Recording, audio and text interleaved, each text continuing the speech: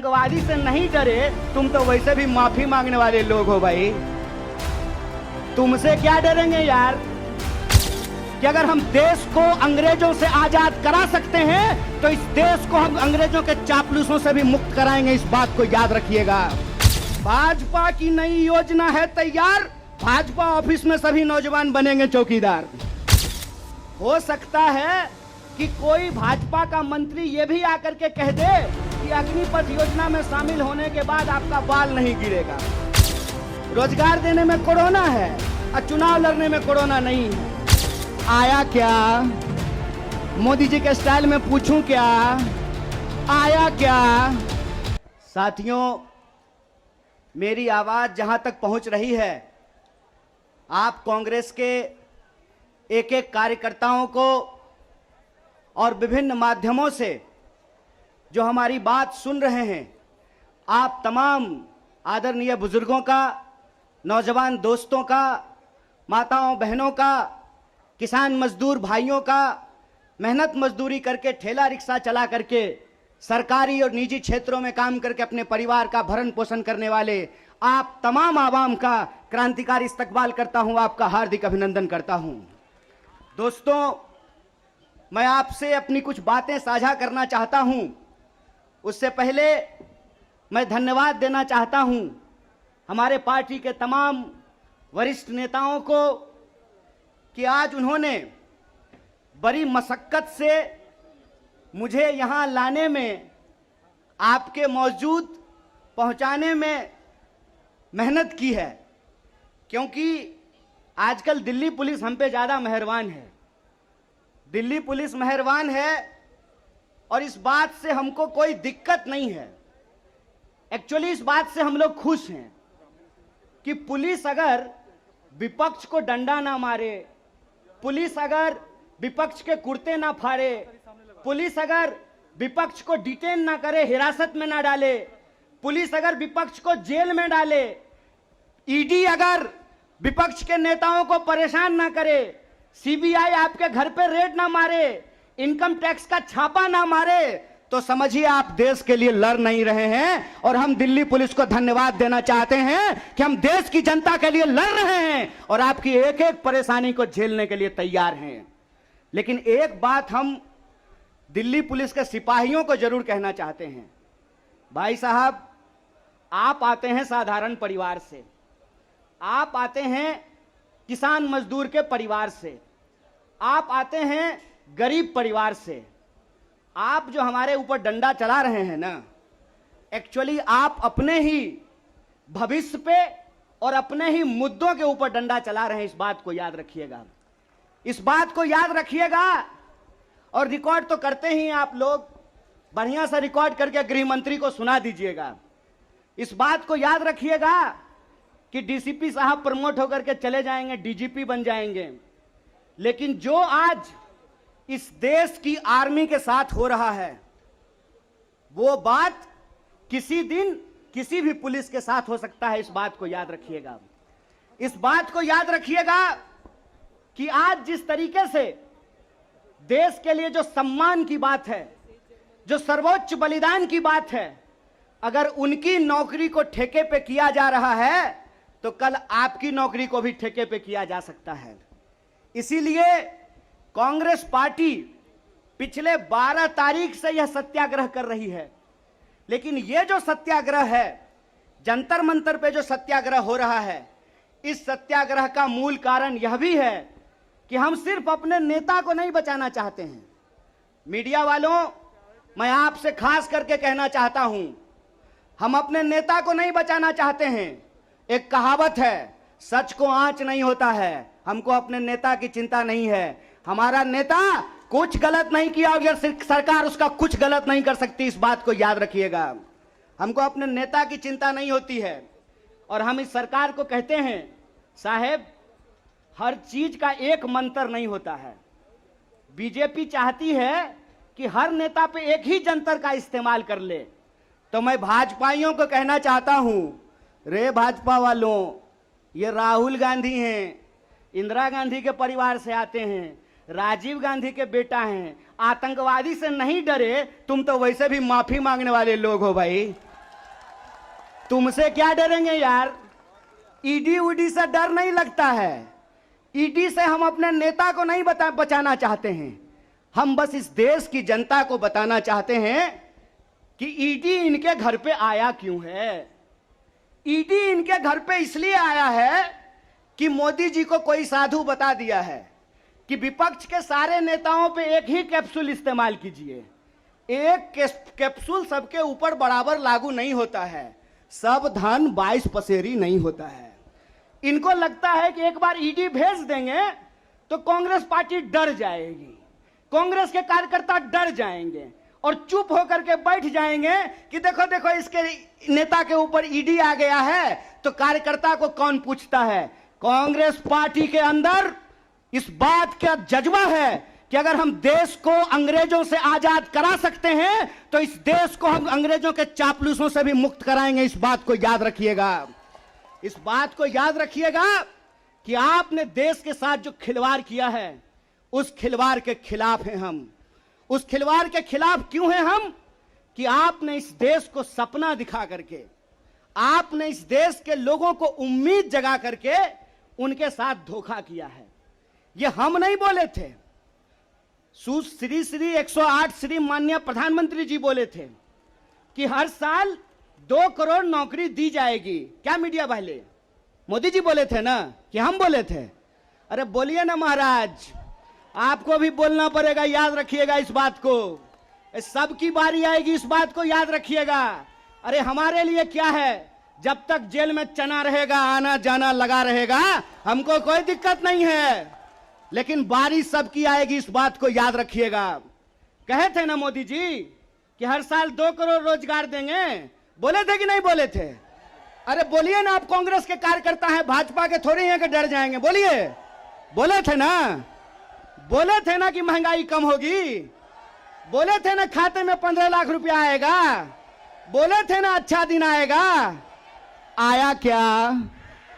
मोदी जी के स्टाइल में पूछूं क्या, आया क्या?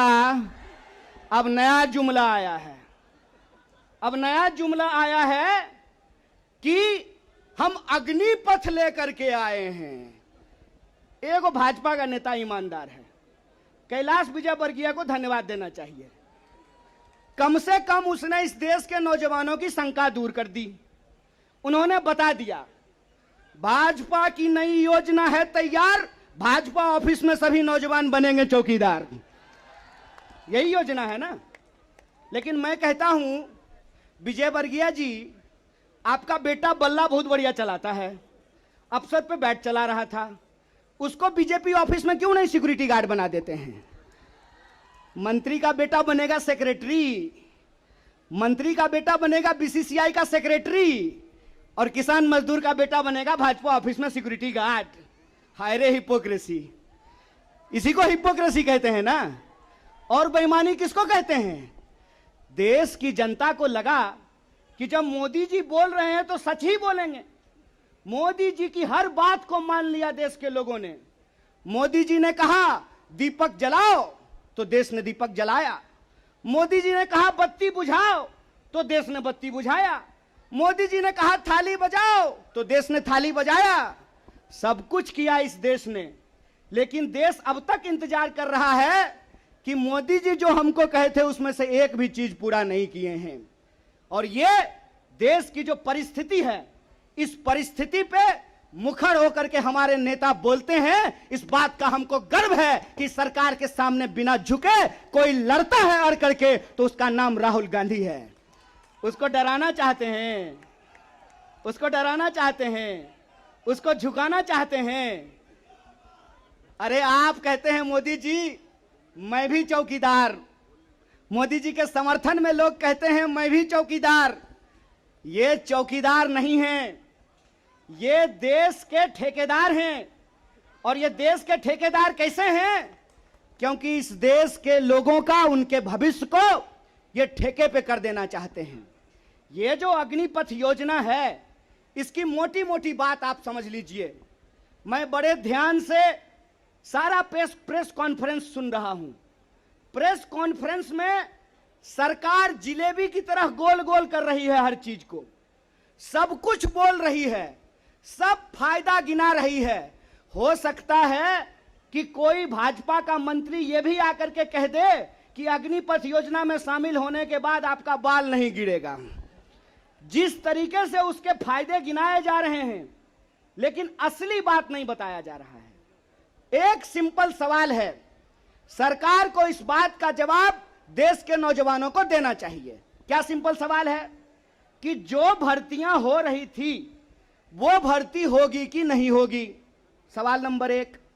सिंपल बात है, पहले आर्मी में हर साल 75,000 कम से कम लोग बहाल होते थे।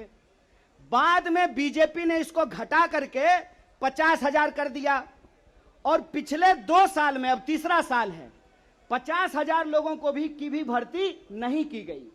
बहाना क्या दिया गया?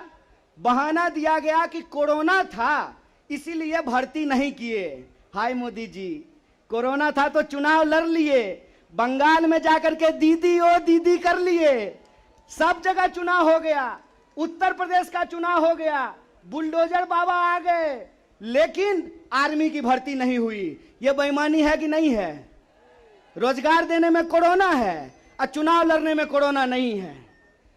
और अगर आप बैकलॉग को देखेंगे, 50,000 को अगर मान लें तब भी 1.5 लाख बहाली होनी चाहिए थी। 1.5 लाख ये बहाली नहीं कर रहे हैं। 1.5 लाख बहाली ये करेंगे कि नहीं करेंगे इसको ये नहीं बता रहे हैं।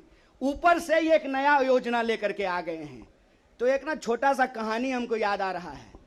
बच्चा बहुत जोर जोर से रो रहा था, कहा मम्मी दूध पिला दो, दूध पिला दो। मम्मी उसको उठा करके अलमीरा पे बिठा दी। बच्चा मम्मी को यह नहीं कहता है कि मम्मी दूध पिला दो, बच्चा चिल्ला चिल्ला करके कह रहा है कि मम्मी अलमीरा से नीचे उतार दो, नीचे उतार दो। लोग मांग रहे थे हर साल 2 करोड़ नौकरी, इन्होंने हर साल 2 करोड़ नौकरी नहीं दी, ऊपर से एक नया योजना लेकर के आ गए हैं। पूरा का पूरा भाजपा के तंत्र को उसमें लगा दिए हैं कि आप बताइए कि अग्निपथ के क्या फायदे हैं। अरे सिंपल सी बात है, बिहार में कहावत है, नहाया हुआ शरीर और खाया हुआ शरीर नहीं छुपता है। जो चीज अच्छी होती है उसका फायदा बताने का जरूरत नहीं होता है। जो चीज में कोई खराबी होती है उसका खराबी छुपा करके, आपके घर पे कोई सामान बेचने के लिए आता होगा तो उस सामान का सब कुछ अच्छा अच्छा ही बताता होगा। आप ट्रेन में जब जाते होंगे, बस में जाते होंगे, तो जब जूसर बेचने वाला आता है तो एक संतरा से आपको 1 गिलास जूस निकाल करके दिखाता है, और वही जूसर जब आप घर पे लेकर के जाइएगा तो आधा गिलास जूस भी आपको आपके घर में नहीं निकलेगा। ये जो बेचने की मानसिकता होती है, इस बेचने की मानसिकता के खिलाफ हैं। यह सत्याग्रह 2 लोगों के बीच में है। जावेद अख्तर ने लिखा है, इस एक हमारी एक और उनकी मुल्क में है आवाजें दो आवाज है। एक वो आवाज है जो इस देश को बेचना चाहता है, वो देश के सरकार में बैठे हुए हैं। एक वो आवाज है जो देश को बचाना चाहता है, वो सड़कों पे खड़ा है, वो जंतर मंतर पे बैठा हुआ है, वो सत्याग्रह कर रहा है। और ये सत्याग्रह हम इसलिए कर रहे हैं कि सरकार के झूठ को हम समझ रहे हैं। झूठ क्या है इनका? झूठ है कि ये लोग परमानेंट बहाली को बंद करने जा रहे हैं। परमानेंट बहालियां नहीं होगी।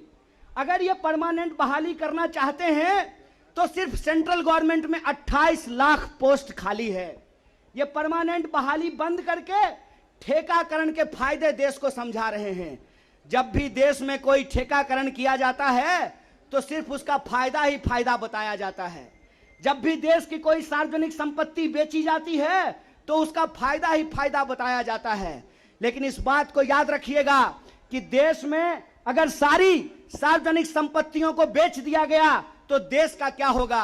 एक बार आप इस बात पे विचार कीजिएगा कि अगर एयर इंडिया नहीं रहेगा, अगर नहीं होगा एयर इंडिया, तो क्या करेंगे ज्योतिरादित्य सिंधिया?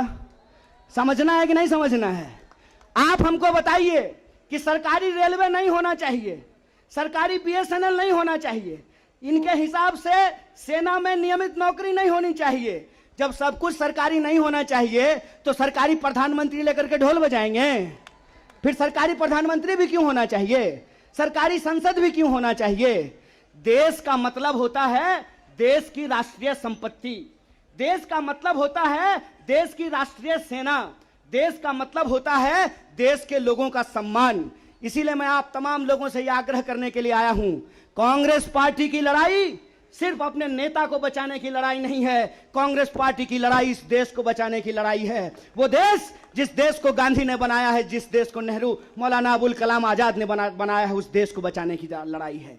कांग्रेस पार्टी को लेकर के भाजपा लगातार प्रचार करती है कि अगर कांग्रेस किसी चीज का विरोध कर रहा है तो सही होगा। तो आप बताइए, हम भाजपा का विरोध करते हैं, देश के संविधान का समर्थन करते हैं, और उस संविधान को हमने बनाया है, कांग्रेस पार्टी ने बनाया है। इसीलिए एक कहावत कही जाती है, जाके पैर न फटे बिवाई, वो का जाने पीड़ पड़ाई। जो पार्टी देश को आजादी दिलाई है, वही पार्टी इस देश की आजादी की रक्षा कर सकती है। इसी आशा और उम्मीद के साथ कि सत्य और अहिंसा के रास्ते पर चलेंगे, सत्याग्रह के रास्ते पर चलेंगे, झूठ को हराएंगे। झूठ पे सच भारी है, सत्याग्रह जारी है, यह सत्याग्रह जारी रहेगा। बहुत बहुत शुक्रिया, बहुत बहुत धन्यवाद।